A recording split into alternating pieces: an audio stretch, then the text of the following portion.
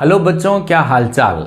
आज के वीडियो में फिजिक्स के इतने इम्पोर्टेंट टॉपिक की बात होगी जिस टॉपिक को अगर आपने देख लिया तो माध्यमिक शिक्षा बोर्ड के पेपर में आपके 2 नंबर पक्के।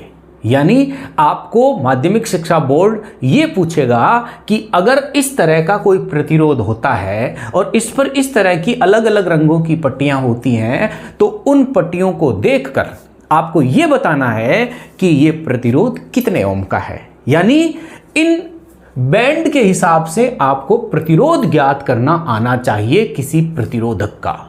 ये कैसे ज्ञात करेंगे, आज के वीडियो में एक टेबल बनाकर और एक ट्रिक्स हैं उस टेबल को याद कराऊंगा। साथ साथ मैं बहुत से ऐसे एग्जाम्पल्स आपके साथ शेयर करूंगा और बात करेंगे हम इलेक्ट्रिक पावर क्या होती है, विद्युत शक्ति यानी हॉर्स पावर आपने सुना ही होगा। बात करेंगे हम यूनिट क्या होता है, यानी विद्युत ऊर्जा का मात्रक जो यूनिट होता है, जो घरों में विद्युत उपभोग के समय कैलकुलेट करके बिजली का बिल जनरेट किया जाता है, उसके बारे में बात करेंगे। न्यूमेरिकल्स की बात करेंगे। तो वीडियो में बने रहिए और जानते हैं हम सबसे पहले कार्बन प्रतिरोधों के लिए वर्णक्रम संकेत, spectral indication for carbon registers. यानी इस तरह का आपको एक कार्बन प्रतिरोध दिया होता है, रंगों के आधार पर आपको क्या करना है, उसका प्रतिरोध मान निकालना है। तो रंग तो काफ़ी होते हैं, तो फिर अलग अलग, कभी कोई रंग आगे चला जाए, पीछे आ जाए, पीछे वाला आगे आ जाए, पट्टियों के हिसाब से हम कैसे चेक करें, यही आपको सीखना है। और ये सवाल लगभग माध्यमिक शिक्षा बोर्ड पूछता ही है। तो सबसे पहले आपके पास एक टेबल है, इस टेबल को आप बढ़िया तरह से देखिए। आपको इस टेबल के अंदर यहां पर तो रंग भरेंगे और यहां पर अंक भरेंगे और यहां पर हम लोग गुणक भरेंगे और 2 रंगों का सहायतार्थ प्रतिशत। ध्यान से देखिए, अगर आपने टेबल को भरना सीख लिया तो फिर आपके कोई दिक्कत नहीं होगी। रंगों को क्रम के हिसाब से कैसे भरें, उनके अंक क्या होंगे, गुणक क्या होंगे, सहायतार्थ प्रतिशत क्या होते हैं, इनको भरने के लिए आपको एक लाइन याद करनी पड़ेगी। लाइन क्या है, बी रॉय, GB यानी ग्रेट ब्रिटेन और वेरी गुड वर्क। यानी इस लाइन के हिसाब से आपको क्या करना पड़ेगा, यहां पर रंगों के क्रम निर्धारित करने होंगे। तो सबसे पहले अंक निर्धारित कर लीजिए, 0 से शुरू करना होगा। 0 1 2 3 4 5 6 7 8 9 यानी 10 रंग हो गए। गुणक 10 की पावर 0, 10 की पावर 1 2, 10 की पावर 3, 10 की पावर 4, 10 की पावर 5, 10 की पावर 6, 10 की पावर 7, 10 की पावर 8 और 10 की पावर 9। साथ ही आपको यहाँ पर सहायतार्थ प्रतिशत अंक इनके होते नहीं है, ये टेबल इतनी आपको सेट करनी है। फिर आपको रंगों के क्रम सेट करने हैं। सबसे पहले आपके पास B, तो B से आप लिख दीजिए ब्लैक यानी काला रंग। फिर आप अगला B, ये B है ब्राउन, भूरा रंग। फिर आपके पास R, रेड, लाल रंग। फिर आपके पास है O, ऑरेंज यानी नारंगी। फिर आपके पास है Y, येलो, पीला रंग। आप इनको इंग्लिश में भी लिख सकते हैं। फिर वापस आपके पास G, ये G आ गया ग्रीन, हरा। फिर आपके पास B, ये आपके पास ब्लू, नीला। फिर आपके पास V, वॉयलेट, वॉयलेट जो बैंगनी। फिर आपके पास है G, ग्रे, धूसर। फिर आपके पास रंग है W यानी व्हाइट, सफेद। इस तरह से आपको रंगों की ये टेबल्स भरनी आनी चाहिए इस लाइन के आधार पर। अगर आपने ये टेबल भर दी तो आप लोग फिर आपको कोई भी कार्बन कॉर्ड वाला प्रतिरोध दे दें, आप मान निकाल लोगे। उसके बाद इसमें क्या होती है कि एक ये जो अंतिम पट्टी होती है ये दो ही रंगों की हो सकती है, या तो गोल्ड हो सकती है या सिल्वर हो सकती है। तो इसको कहते हैं सहायतार्थ प्रतिशत। तो आप लिख सकते हैं सोने रंग का गोल्ड और सिल्वर चांदी। अब इनके अंदर आपको जो है ये रंग अंक जो होते हैं ये रिक्त होते हैं, जबकि ये गुणक जो होते हैं 10 की पावर -1, 10 की पावर क्या होते हैं -2, यानी इनको इन पट्टियों में भी लिया जा सकता है। साथ ही इनका सहायतार्थ प्रतिशत होता है गोल्ड का ±5% और चांदी का ±10%।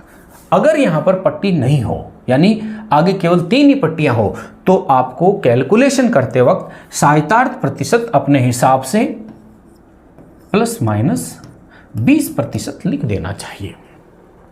ये आपको टेबल्स का एक फॉर्मेट है जिसको हमें भरना आना चाहिए। जिस तरह से आपने ट्रिगोनोमेट्रिक्स में आप sine cos tan cosec sec cot की टेबल याद करते हैं, उसी तरह से आपको इस जो स्पेक्ट्रल जो इंडिकेशन है उसमें आपको कलर टेबल याद होनी चाहिए। जब ये टेबल होगी, अब हम लोग जैसे मान लीजिए कि आपके पास यही एक कार्बन कॉर्ड है और इस कार्बन कॉर्ड वाले प्रतिरोध का आपको प्रतिरोध निकालना है। तो देखिए आप निकालिए। सबसे पहला जो बैंड है ये नंबर 1 बैंड कैसा है, ये है येलो, पीला। तो पीले का अंक कितना है 4। फिर अगला कोड है, यानी अगला जो बैंड है सेकंड बैंड वो है बैंगनी। बैंगनी का कितना 7। फिर इसका गुणक क्या है ऑरेंज, यानी नारंगी, कितना 10 की पावर 3। यानी आपको प्रारंभिक जो बैंड है उनके अंकों को एक दूसरे के ऊपर लिखना है। फिर गुणक को आपको 10 की पावर 3 जो है इसे गुणा करना है और प्लस माइनस सहायतार्थ प्रतिशत में आप दिख रहे हैं कि ये आपको सिल्वर लाइन दिख रही है। तो सिल्वर जो होता है इसका क्या होता है ±10%, यानी 3 शून्य ये हो गई, ये हो गया आपके पास 47,000 क्या ओम ±10%। इसका मतलब ये हुआ कि इसमें या तो ये ओम 10% कम प्रतिरोध हो सकता है या ये 10% अधिक प्रतिरोध हो सकता है इस मान से, इसीलिए इसको पीछे लिखा जाता है। और अगर आपको ये पट्टी दी नहीं है इसका मतलब इस प्रतिरोध की एक्यूरेसी और ज़्यादा कम है या 20%, और अगर गोल्ड दिया होता तो केवल 5%। तो इस हिसाब से आप देखकर किसी भी कार्बन कोड वाले प्रतिरोध का मान ज्ञात कर सकते हैं अगर आपने इस टेक्निक से इस टेबल को तैयार कर रखा है तो। और ये सवाल आता ही है। अब इसका एक एग्जाम्पल मैं आपको और बताता हूं। जैसे ये टेबल जो अभी हमने भरी थी अपन सीधा ही ला सकते थे, पर नहीं, जब हम आपके सामने बोर्ड पे वर्क करेंगे तो आप ज़्यादा अच्छा सीखेंगे। देखिए आपके पास ये एक वापस एक टेबल और इस टेबल से हम लोग यहाँ पर ये मान भर सकते हैं। यानी ये पहली नारंगी, अब नारंगी का आप देखिए ऑरेंज 3, दूसरा 3, तीसरा ग्रीन, ग्रीन का आप देख लीजिए कितना 10 की पावर 5 प्लस माइनस में ये गोल्ड है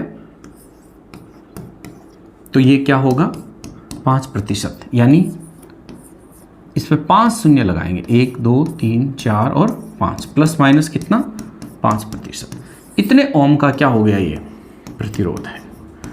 दूसरी तरफ से आपको ये भी पूछा जा सकता है कि अगर मान लो आपको या तो कलर प्रिंटेड दे देंगे, पहली पट्टी का रंग यह है, दूसरी का यह है, या फिर आपको ये भी पूछा जा सकता है कि जैसे मान लीजिए ये बताइए आप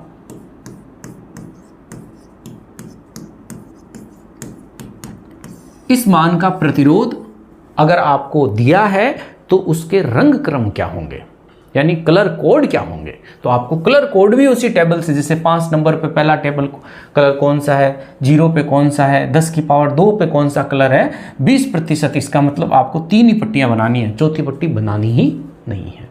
तो ये आपके पास कुछ एग्जाम्पल है और ये सवाल हर साल आता है, चाहे इस बेस से कलर पूछ सकता है या फिर कलर से आपको ये वैल्यू निकालनी पूछी जा सकती है, यानी प्रतिरोध का आपको मान निकालना है। चलिए आप ये चीज़ें अपने को याद रखनी है। आगे हम बात करते हैं इलेक्ट्रिक पावर क्या होता है, यानी विद्युत शक्ति क्या होती है और ओम के बेस पर उसकी डेफिनेशन क्या होती है। तो चलिए हम बात करते हैं। देखिए विद्युत शक्ति क्या होती है। Electric power is the rate at which work is done or energy, यानी ऊर्जा के द्वारा जो काम होता है उस काम करने की जो दर होती है, रेट होती है, उसे विद्युत शक्ति कहते हैं। यानी आप देखिए ऊर्जा द्वारा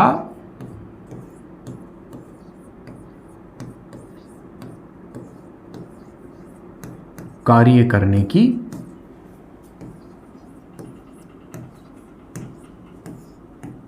दर क्या कहलाती है, विद्युत शक्ति।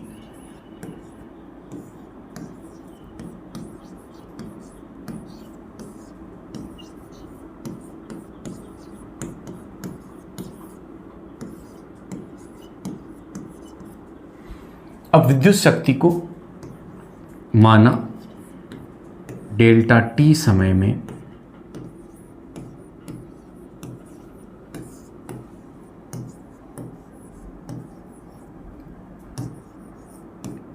कार्य होता है,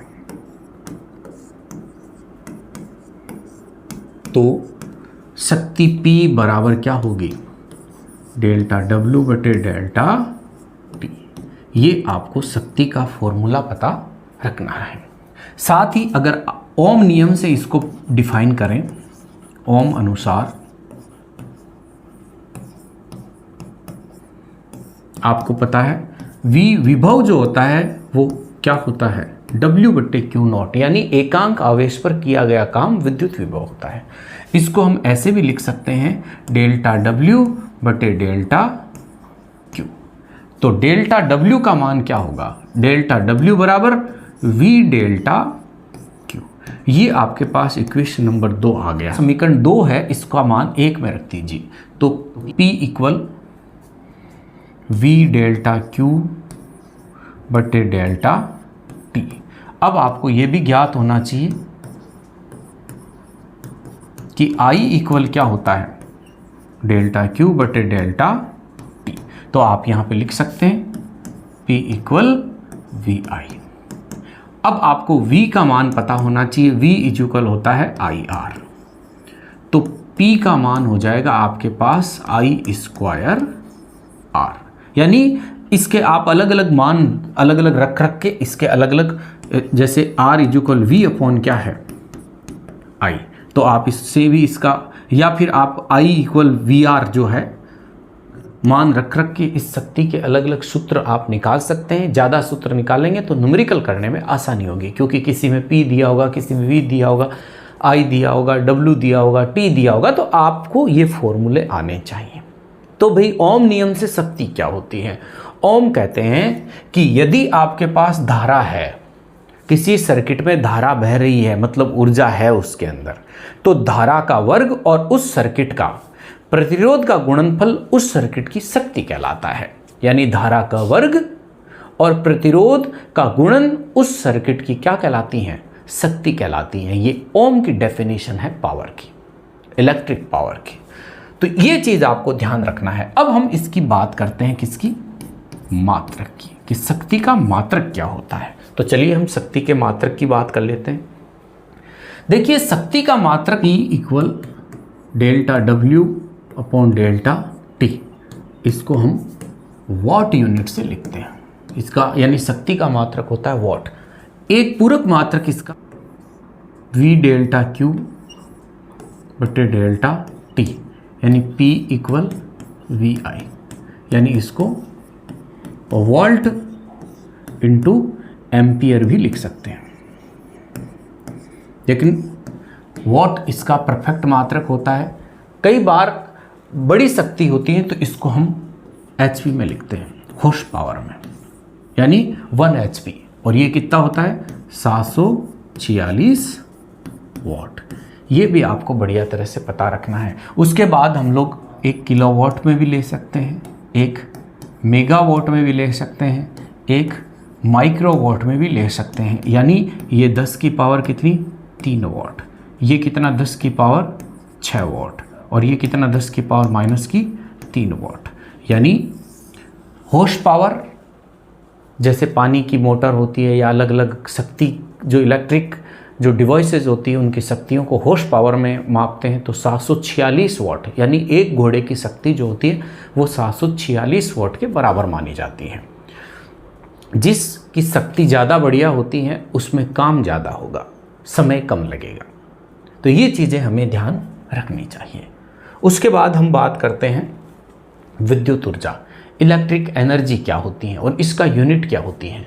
देखिए, शक्ति को आपने मापा कि P बराबर डेल्टा W बटे डेल्टा T, तो किया गया कार्य ही विद्युत ऊर्जा होता है किसी विद्युत परिपथ में।